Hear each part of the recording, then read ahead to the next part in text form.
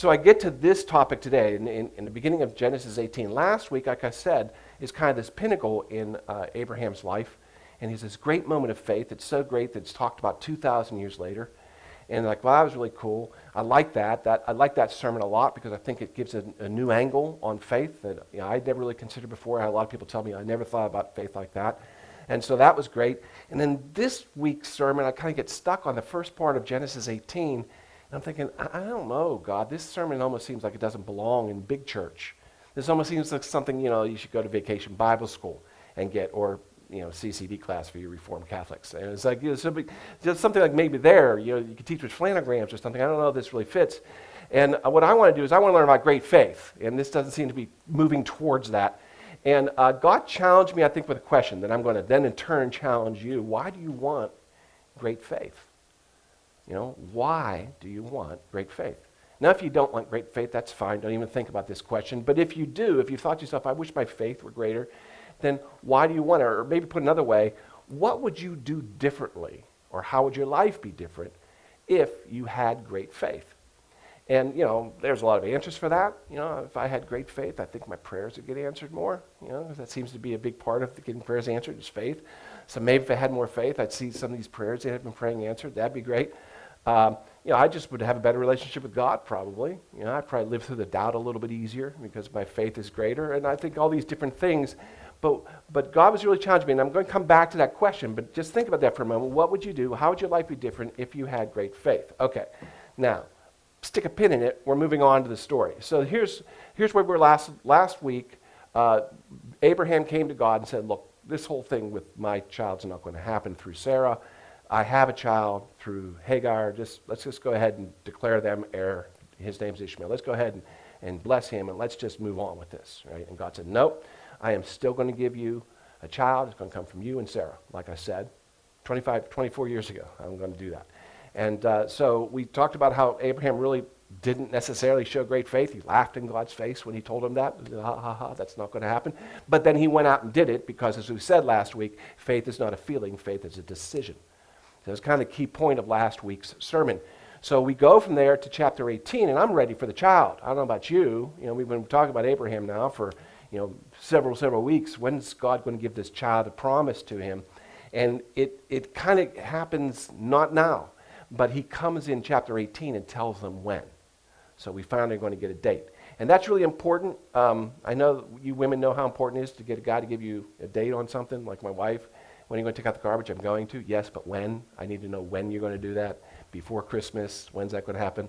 Yeah, I saw that. When's the bathroom going to be finished? I saw that. I wasn't going to go there. Yeah, okay. But, we get dates. It's nice. We are well-intentioned, right?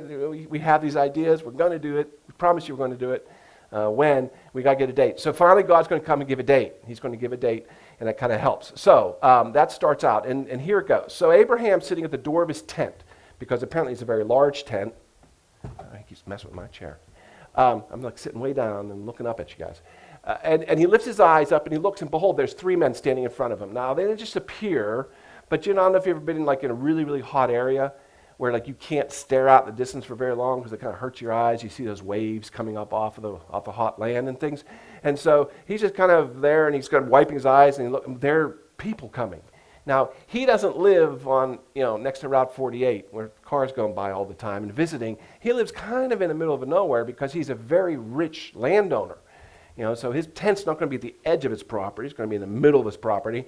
And so people coming by his tent doesn't happen very often. And it's a big deal because, they don't have internet or television or any of those things that ruin lives. They simply have tents and farm stuff. And so a new person coming by, they bring news, they bring ideas that are going on in the world around them. And so it's kind of a big deal. And suddenly, here's these new people. And he gets excited. When he sees him, he ran from the tent door to meet them and bowed himself to the earth and says, Lord, if I have found favor in your sight, do not pass by your servant. Let a little water be brought and wash your feet and rest yourselves under the tree. And he goes on. He says, in fact, I'll bring a morsel of bread you can have to refresh yourselves. And after that, then you can go on, but you've come by. In other words, he's saying, look, if it's okay, if you don't mind, if I stay here for a little bit. let me give you some refreshments and you can rest up before you go on. And they say, go ahead, that sounds good. So Abraham goes quickly into the tent to Sarah and says, quick, 3 seahs of fine flour, knead it and make cakes. So he goes in and says, I need three cakes, quick. I can't imagine me doing that with Victoria. Knock, knock. Hey, Vika, 3 cakes, real fast. I got guests coming. It's like, okay. So then he goes and runs to the herd, takes a calf, which was tender and good, and gives it to someone else who prepares it. So he's not just going to give him bread, right? He's going to actually kill a fatted calf. And then he took curds and milk and a calf he prepared, and he set it all before him. He must have been flying around there, getting all this ready while they were getting rested, And he stood by them under the tree while they ate, like to make sure they had everything they needed, almost like he's a waiter. And then they say to him, where's Sarah, your wife? Now, probably they've been talking a little bit. That's how he knows. Or maybe they heard him shout, Sarah, Sarah, get those pies ready. And he says, well, she's in the tent. And then, finally, the scripture said who these people are. The Lord, says like the Lord and 2 of his angels, the Lord said, I will surely return to you about this time next year. And when I do, Sarah, your wife, will have a son. Now, it takes 9 months to have a baby, so you got to get busy, because I'm going to be back this time next year, and he's already going to be here. So we kind of have a date now, and they tell him that, and the question, I think, is why now?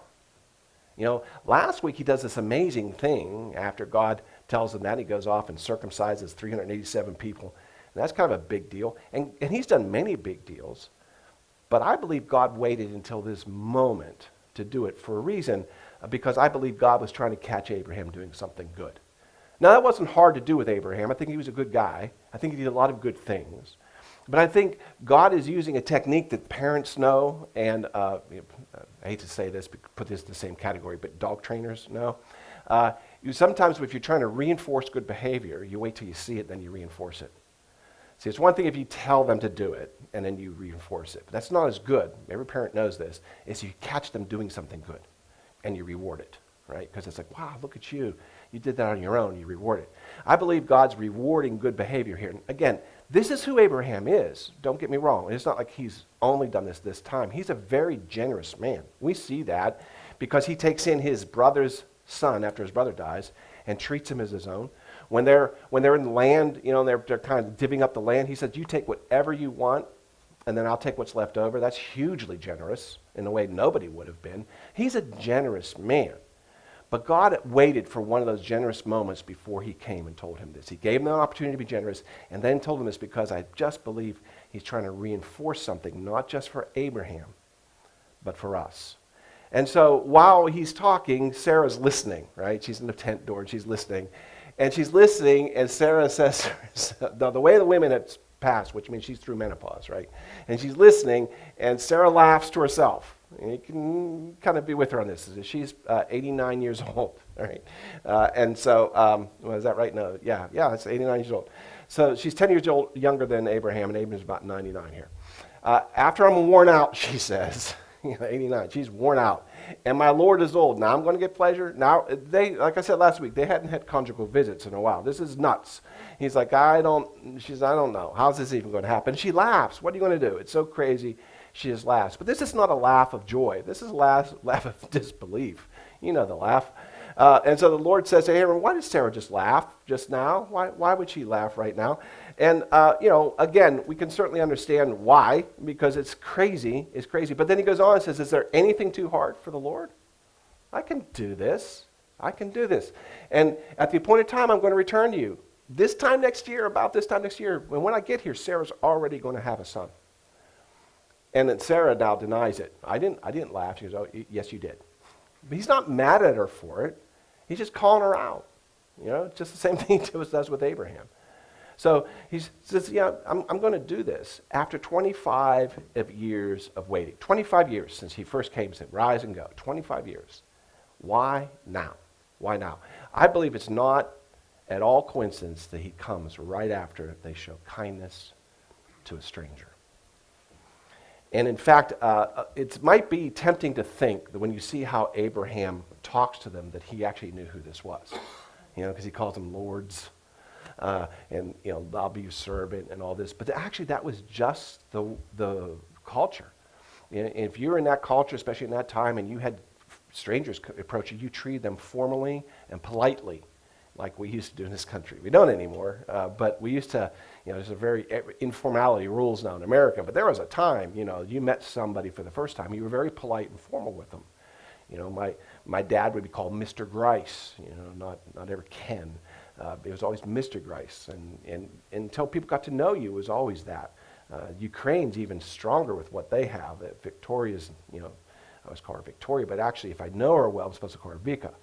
But people who don't know her well is not supposed to call her Vika, and a kid will never call her Vika, not in Ukraine, So it's like that. There's formalities that used to be a lot bigger and stronger. In this time, in this culture, that was how it was done. It was like you'd be very formal and very polite, right? Because you don't even know who they are. And so I don't believe that he had any idea who they were until God revealed himself.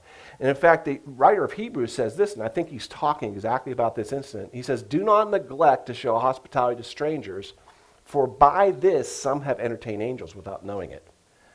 In King James Version, I actually kind of like the way they put it very poetically. They use the word, they have entertained angels unaware. So angels unaware. And so I think that this is something that's very, very important and near and dear to God's heart. I think the reason why he withheld the actual fulfillment of the promise until this is because he wanted us to notice what Abraham did. He also wanted us to notice who Abraham was. And it's like he put this on. This is who he was. And I think it's important to know that you're never going to be a person of great faith unless you are also a person of great kindness. Because the whole purpose of this is to have the fruits of the Spirit in us so that people look at us and see God. And God's kind. And if you look at Jesus, he's kind, and so are his disciples. It's all throughout the Bible. God rewards kindness to strangers in a very special way. So I'm going to give you a couple quick examples of this to kind of drill it home. The first one is Elijah and the widow. And let me set this up real quick. Victoria said I took too long on this last night, and so I'm going to try to be quicker today so I don't bore her. But basically, real quick setup on this. What's happened is Elijah has approached the king, and because of his wickedness and evilness, has said there'll be a drought in the land until God restores the rain. And so then he goes and hides, and there's a drought in the land, and everything dries up, not just in that area, but all the surrounding area. And when that happens, money gets tight, because that was like everything to them. That was commerce, because your animals are going to die, you have no crops. When you have no water, you're in big, big, big trouble. And so that's what happens. It goes throughout the land. God takes care of Elijah for a long time, and then like halfway through it, he goes, you know what? I'm going to send you to somebody else now to take care of you. And so that's where we pick up the story. Elijah rose and went to Zarephath, which isn't, by the way, in Israel. So he went to a city of Gentiles. And when he came to the gate of the city, indeed a widow was there gathering sticks. Now, why is she gathering sticks? Well, because she needs firewood, and that's all you can do in those days. And so she's just gathering sticks. Now, if she had money, then she could have maybe had somebody deliver firewood, but she doesn't. So she's out gathering her own sticks. And he calls her and says, please bring me a little water in a cup that I may drink. So he comes into the city, he sits down just like a man and asks a woman to bring him a drink. So that's what basically happens here. This is Elijah. He says, bring me a drink. And she's going to go do it. As she's going to get it, he calls her and says, by the way, bring me a little bit of bread while you're at it. When you go by your house, can you bring me some bread too? Like, man, what a pushy prophet this is, right? He sits down, not only want water, but, you can go get me some bread too. I want a little bit of something to eat. I'm hungry after my long journey. And she turns to him. Now you have to understand that in those days especially, still somewhat true this day, but in those days especially, widows had nothing. Because in those days, men owned things. And if you were going to own property or something, you had to be a guy. So a woman usually would have already had her property taken by his family. Now they're supposed to take care of her, but they usually or oftentimes would find ways out of their responsibilities. They'd get the land, but they wouldn't take care of her. That's why the Bible is very, very keen on taking care of widows and orphans, because they had nothing in those days. And so God sends Elijah, his prophet, to a widow of all people. You would think, man, you could have taken him someplace with somebody who had more, but goes to the widow. Now watch what happens though. She turns. Remember, she is not a Jew. She is not a worshiper of Jehovah. And so she turns and she says this, as the Lord your God lives, I don't have any bread. I have only a handful of flour in a bin and a little oil in a jar. And you see one of these sticks I'm gathering? You know why? I'm going to use them to make a small little loaf of bread, and my son and I are going to eat it, and then we're going to die. This will be our last meal. I don't have it. It's not that I don't want to share with you. I've got nothing. I don't really even have enough for me and my son, and we're going to eat it and die. You want to eat it and die with us? Because that's what my life looks like right now. That's where I'm heading. This is all I have. And so Elijah says, no, that's okay. Listen, do not fear. Go and do as you say, but make me a small cake from it first. First. Not later. First. See, this is crazy, but God always wants it first. That's faith. Faith is first. There's a story a missionary told about he was in this village and he was teaching the concept of tithing. This little boy was there. The next day, there's a knock on his door. He opens up and this little boy's got this fish. He says, here. He takes it. He says, what's this? He says, that's my tithe. And he looks, and it's all he has, one fish. He said, where are the other 9 fish? He says, they're still in the river. I'm going to go get them. You know, so that's the concept, right? First to God. And so this is where he's giving an opportunity to show a great deal of faith. And she does, but he promises this. He says this. He says, give it to me first, and afterwards make some for yourself and your son. With what? She's using it all up to give him. But he says, here's why. Thus says the Lord God of Israel, the bin of flour will never be used up, nor shall the jar of oil, until this drought's over. So here's the opportunity here. I'm going to let God take care of you throughout this whole drought. By the way, during this drought, other people are going to starve to death in the streets, but not this widow. Because she has the faith. And she goes and she does exactly as they say. And did according to Elijah, and she and he and her whole household, which was basically just her son, ate for many days. The bin of flour was never used up, nor did the jar of oil run dry, according to the word of the Lord, which had been spoken to by Elijah. So her faith kept them alive, but that happens after she was generous and kind to a stranger. She didn't know who Elijah was. If she had, she probably wouldn't be talking to him because there was a price on his head. They were trying to kill him. So here's an opportunity now for her to show great faith, but she shows it through kindness to a stranger. And I want to show you, she wasn't praying for him. She wasn't sending him warm wishes. She was feeding him. She was giving him something to drink. So that's really kind of cool that God was then keeping her alive. But wait a minute. There's more. God plays a deep game. He's not stopping here. This wasn't really why God set all this up. I'm sure Elijah thought it was, but this is not the end. This is just the beginning, because this is just who God is. Because later, as the famine's coming to an end, as it happened after all these things, the son of the woman who owned the house became sick. And his sickness, like the way the Bible puts this, was so serious there was no breath in him, i.e. he died. He died. He passed his last breath and he died. And she goes to Elijah and says, what do you have against me that you would take my son? Why would you do that? I'd rather die with them than die without him. This is crazy. And Elijah says, give me your son. And he's kind of cool on the outside, but inside he's freaking out. What's going on? He doesn't know what's going on. He has no idea what's going on. So he takes him out of the room, carries him up to where he was staying, and lays him down in the bed. He shuts the door, and then he freaks out. This is good. This is the way Christians should do it, in quiet of the room. Then you freak out. He cries out to the Lord, oh, Lord, my God, have you brought tragedy on the widow with whom I lodged by killing her son? God didn't kill her son. Her son was always going to die. That's why he sent Elijah there. See, he knew. We don't know why he died. Probably some sickness or illness. He was going to die. And that's why Elijah was sent there. Because God knew he was going to cry out to him, and God was going to heal him. So he actually sent him there to save the son's life and not let him die. And so God, I pray, let the soul come back to him. And then the Lord heard the voice of Elijah, and the soul of the child came back to him, and he revived. And I think Elijah calmly takes him back down. Here's your son. You know, I like this. He's like, real cool. Yeah, it's okay. Yeah, no big deal. Just raise a child from the dead. It's cool, you know. So he gives his son back. But I love this because the woman takes the son, so excited. But look what she says. Now, by this I know that you are a man of God. Really? Now? We have watched oil and flour in a jar not go empty for months. Only now we say, yeah, I guess maybe you might be a man of God. This is like a tough crowd, you know. Man, this is really tough when you have to see a resurrection from the dead before you believe.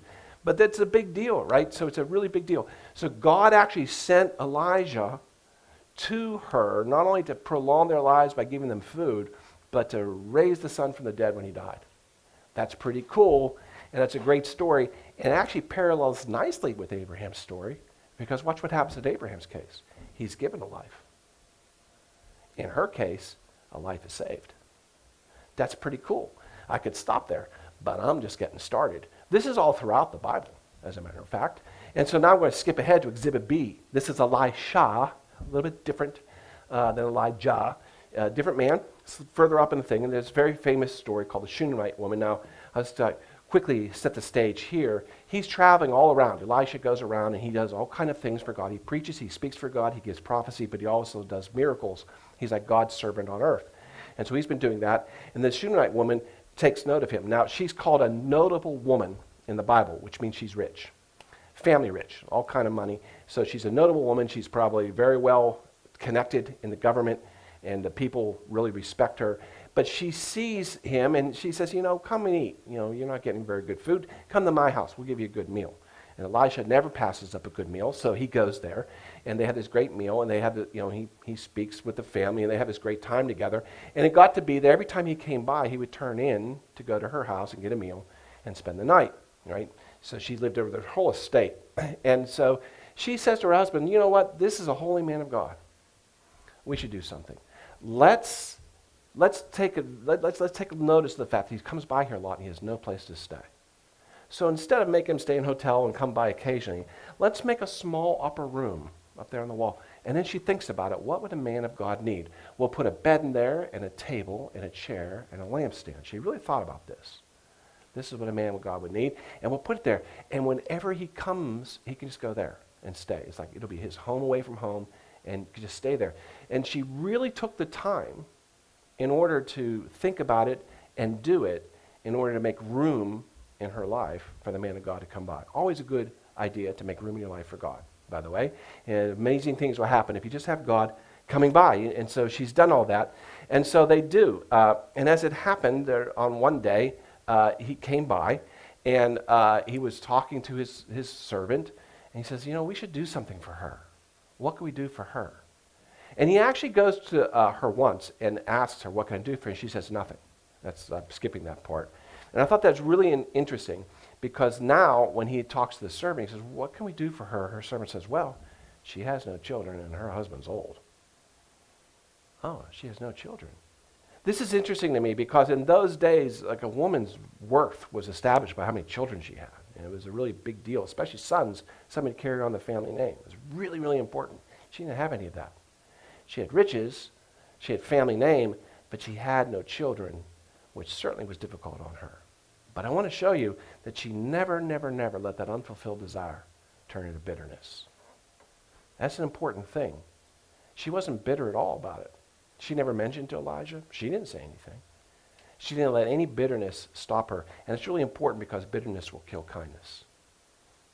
And we need to develop kind lives, and I believe we do. We need to get bitterness out. Because bitterness is like poison that will just kill it at the root. So we got to get that out. And so when Elisha finds out she doesn't have a child, she says, well, bring her up. Let's tell her. So they go get her, and he says, you know what? About this time next year, look at the parallel between this and the story of Abraham. About this time next year, you're going to embrace your son. And she says, don't mess with me. Basically, she says, hey. You know what? This is a dream that I've had for a long time, and I put it away. I finally got to the point where I'm no longer crying when I walk by that empty room in my house. I'm over it. Don't mess with me. Don't you go telling me to get my hopes back up. I've shut that off. I'm okay. He says, no. About a year from now, you'll have a son. And so he leaves and comes back about a year, and son begun. There he is. She's got her son, just like he said. Again, the parallels with this and what's going on in Abraham's life are very, very strong. And again, I think should be pointed out, it was after she was kind to a stranger that God gave her the desire of her heart. She wasn't even asking for it anymore. She wasn't even praying for this anymore. He gave her the desire of her heart. And that is incredible. That's a cool story. But wait, there's more. Because God doesn't stop with one thing. He never stops with one thing. So what happens, and I'll skip through some of the details of this, but what happens is the son grows up and dies. He's in the field one day with his dad, and he gets, they believe, an aneurysm. Sounds like his head starts hurting. He goes and dies, like in his mother's arms. He's just, I don't know, about 7 or 8 years old at this point. And she takes the body and puts it in Elijah's room. He's not there. And she goes after him. She says, I know one person who can help me. He's dead, but I know a person who speaks for the living God. And so she goes and finds him, and Elijah he has no idea why she's coming. And Elijah says to his servant, well, go do whatever she wants, and it fails. And she says, I'm not leaving without you.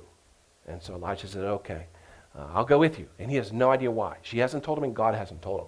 And so he follows her back. So when Elijah came with her to the house, there was the child lying dead on his bed. There's a shock. I guess he figured it out at that point. Oh, this is it. Okay. All right. And so he shuts the door, gets alone with God, and he prays over the body like several times. He prays over the body and keeps praying for God and praying for God. Please restore this child's spirit to him. And when he was all done, like going through that many, many, many times, he finally gets to the point where the child warms up and he stretches himself out and he prays for him. And I love this. The child sneezed 7 times. Why? Why does the Bible say he sneezed 7 times? I think it's because he sneezed 7 times. I honestly don't know that there's any kind of reason for that, right? I don't think it's like the 7th one brought his spirit back. I think 6 sneezes wouldn't have been enough. I just think the Bible says, well, he sneezed 7 times. I guess I'll write that down, the writer here. So anyway, he opens his eyes and he calls to the Shunammite woman. She comes in and he says, well, you better pick up your son. He's sneezing. And she falls to the feet, bows to the ground. Then she picked up her son and she went out. So again, not only did God reward her with a child, but he saved the child from a disease, probably an aneurysm. So there's 2 stories, but I got one more for you here. God's not done yet. One more. I'm going to give you, and I can actually find a lot of these. And the reason why I keep pointing them out is I want to show you this pattern. Kindness to stranger, and the reason why that's important, why a stranger? Because a stranger's not going to pay you back. Sometimes you help a friend out, and if you're in need, the friend will help you out. But a stranger passing by you, and you help them out, you'll never see them again. So this really shows where your heart is. Are you just trying to be kind, or are you kind of doing something to get something? Right? So kindness to a stranger. Let me give you one. This is a guy you probably know, Jesus. In this case, he's the stranger. He's going through now. What happens? This happens in a book of John, and it happens several times. There's 3 stories about Mary and Martha and their brother, whose name is Lazarus. So what happens is that they're coming by, and Martha's kind of like the Shunammite woman. She's very wealthy, and she's got it going on. She's a businesswoman. She's very organized, a little bit of a type A personality. And she talks Jesus into coming over to her house to visit. And he does. And they became friends. He became friends with the whole family. And the Bible actually tells us he loved them. They're good, close friends of his. Wherever he came by, just like the Shunammite woman, he would go stay at Martha's house, because it was her house, and Mary was there, and Lazarus was there. He got to know them all very, very, very well. I'm going to skip over some of the stories about this, but what happens after this, after he's been by several times, they establish a friendship, is he's in a city about days ride away, and Lazarus gets sick and is going to die. He's like sick unto death. And so they said, okay, I'm gonna have to go. So Jesus comes, and a man named Lazarus was sick. He was the brother of Mary and his sister Martha, and her sister Martha. And the sisters sent word to Jesus saying, Lord, your very good friend is sick. I was like, don't want to kind of make a big deal of this, but the guy you really good friends with, he's sick. And Jesus loved Martha and her sister and Lazarus. And he says to the disciples, our friend Lazarus, and they all knew him, our friend Lazarus has fallen asleep, but I'm going to go wake him up. And his disciples say, what for? He's asleep. He'll wake up on his own. And he says, well, okay, I guess I wasn't being clear. He died. So he just tells them plainly, I was trying to be gentle about this, but Lazarus died. And that's okay, because you're going to see a miracle now. I'm actually glad for your sake, because a miracle is going to happen.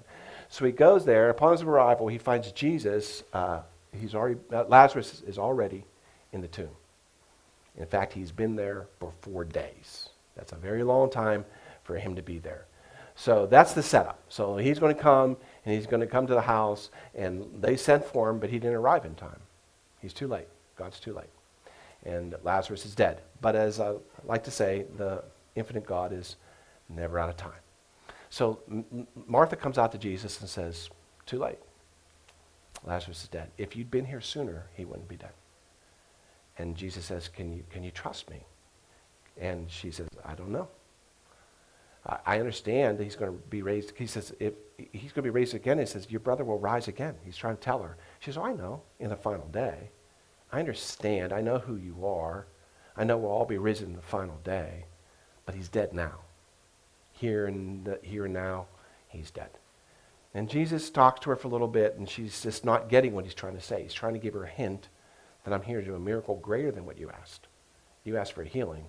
I'm going to give you a resurrection. The greatest miracle, actually, Jesus is probably going to perform on earth is about to come up. He saved it for one of his friends. And so they finally go to the house, and Mary hears, and she rushes out because she heard Jesus is there. And the first thing she says is, if you'd been here, my brother would not have died. These are true statements, by the way. There's nothing untrue about what either sister said. If you'd been here, he wouldn't have died. And Jesus says, it's okay, take me to where he is. And so they finally take him to the tomb, and this is like one of my favorite prayers Jesus prays, because here it is. I'm going to read this. Jesus looked up and said, Father, I thank you that you have heard me.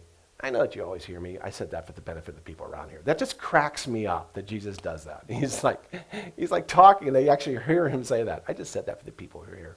I know you always hear me. Because he didn't have to do that at all. That's the whole point. And then he says in a loud voice, Lazarus, come out. And the dead man comes out with cloth wrapped around his face. And Jesus says, God, take off the dead, grave cloth. He's alive. So here's the situation. This all took place. The reason the friendship, he's good friends with him, but it all started because Martha first offered Jesus her home whenever he was by. She didn't have to do that. A lot of people visited with Jesus and had him visit with them. They didn't do that. Because Jesus doesn't come alone, y'all. He comes with 12 hungry men. I mean, it's a big deal to have them over. It's not just Jesus. It's the disciples. You got to feed them all. That's why when he turns and says, you're our friend Lazarus, they all knew Lazarus. They hung out there. They knew who Lazarus was. This was a big thing. Martha says, whenever you and your disciples come by, Bethany is where they lived. Whenever you come by Bethany, our home is your home. We're going to open it up to you. That's a big deal. She didn't have to do that. She did that before she even knew who Jesus was, really. She just knew he was a good man that was trying to do God's work. And by the way, when she chose to be Jesus' friend, she made herself an enemy with the temple. And she was a Jew. There had been privileges revoked from her because she was friends with Jesus. And the people who ran the temples already didn't like him. It wouldn't be long from this, by the way, that Jesus is crucified. But it all starts because she showed a kindness to Jesus, who was a stranger to her. Here's the deal. God never wastes a kindness. Ever. There's always a reward for kindness given. You may not see it here on earth, but I believe the reason why God shows these stories in the Bible of Elijah, Elisha, and Martha, and Abraham is because he wants us to remember that we're here for a purpose.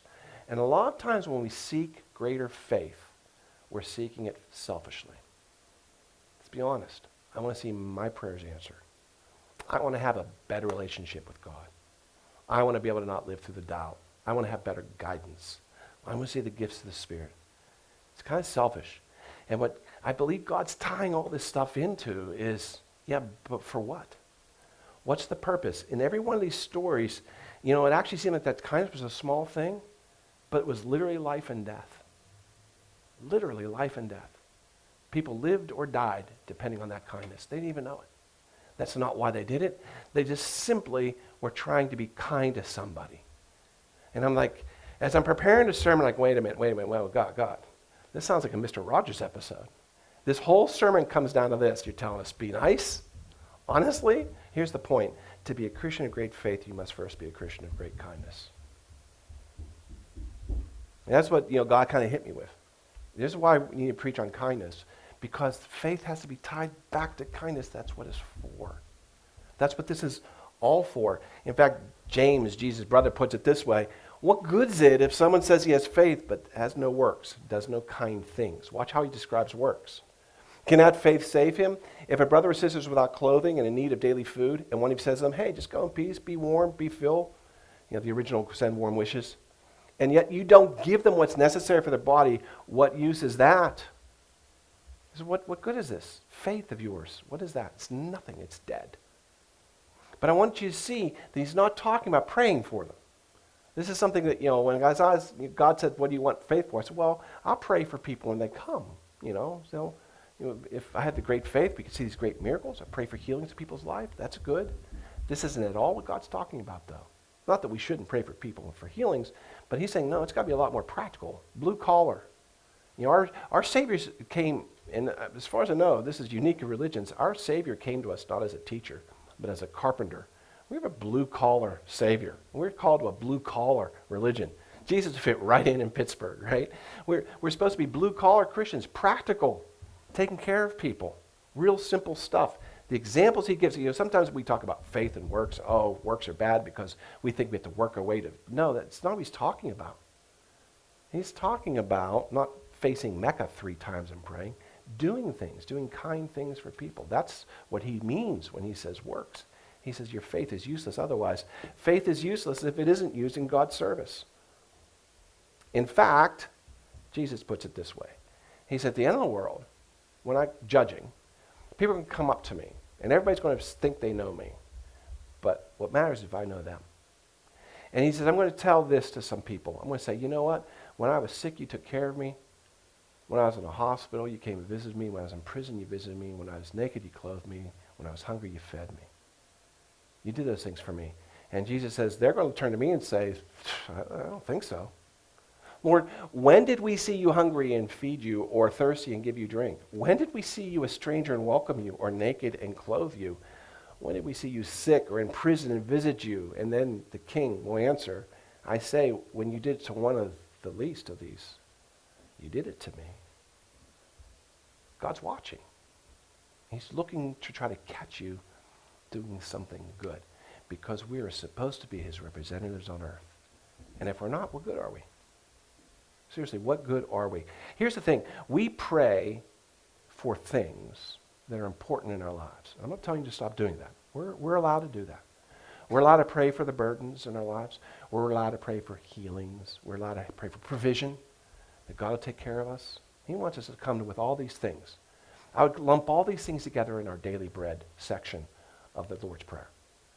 We're allowed to pray for daily bread. In fact, as we pray for the daily bread and God gives us, and we start understanding who Jehovah Jireh is, our faith grows. It does. It grows step by step. But it will grow leaps and bounds when you exercise it by being kind to others.